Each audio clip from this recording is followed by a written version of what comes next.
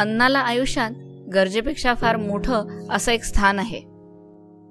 आपलं अन्न हे आपल्या संस्कृतीचा, परंपरेचा, अस्तित्वाचा एक भाग बनून जातं. आणि म्हणूनच घरापासून शेकडो मैल दूर आपुलकीचे 4 घास सगळ्यांनाच हवेसे वाटतात.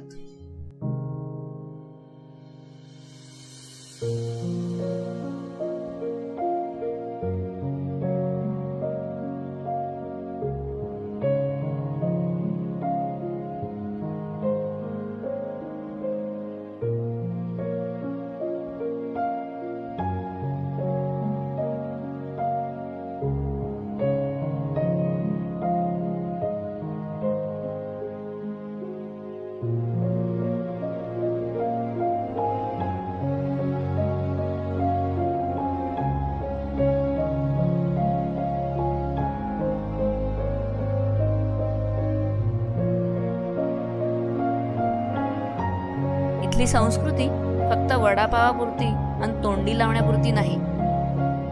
इथे एका वेळी 200 पानांची पंगत बसते. 5 महिन्याच्या लेकरापासून तर 85 वर्षाच्या व्यक्तीपर्यंत सगळे समाधानाने जेवतात. इथली वहिनी स्वतःच्या हाताने पुरणपोळी वाढते, कारण आम्ही धंदा करत नाही, आम्ही नाती जोडतो. आमच्या यशाचं आणि परप्रांतात अस्तित्व निर्माण करण्याचं हेच रहस्य आहे. अन्न ही विकायची वस्तू नाही, आमच्यासाठी अन्न हे पूर्ण ब्रह्म आहे.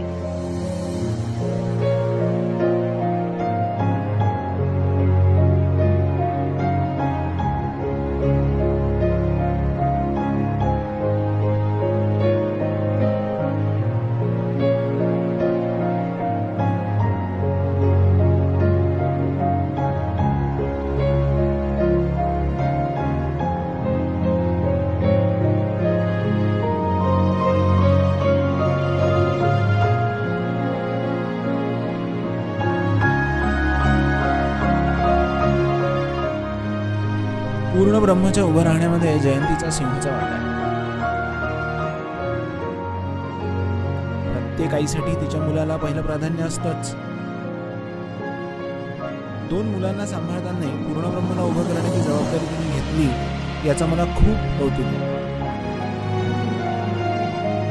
She is my wife and Purna Brahma is our passion. There is no way I was going to stop हर.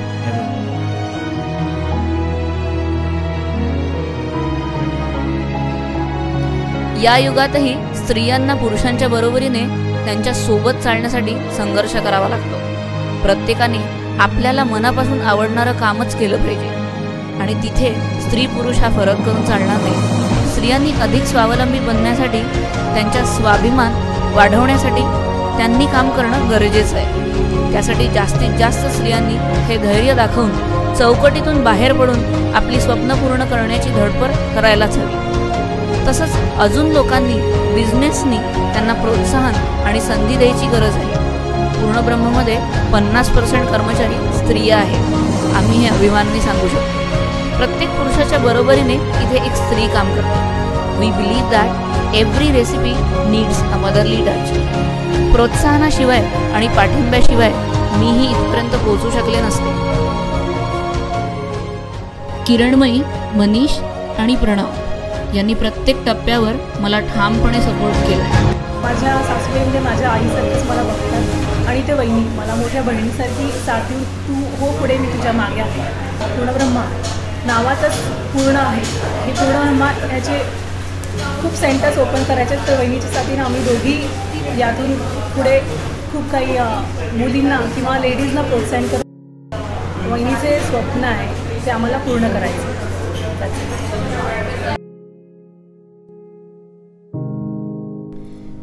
माणसाच्या हृदयाचा रस्ता हा त्याच्या जिभेवरून सरळ पोटात जातो, हे आपण विसरू शकत नाही. म्हणून हा एक छोटासा प्रयत्न. असं समजा की मी पुन्हा एकदा त्या सगळ्या नात्यांमध्ये लपलेल्या खाद्यपदार्थांना तुमच्यापर्यंत आणण्याचा एक सात्विक आणि एक सामाजिक प्रयत्न करते आहे.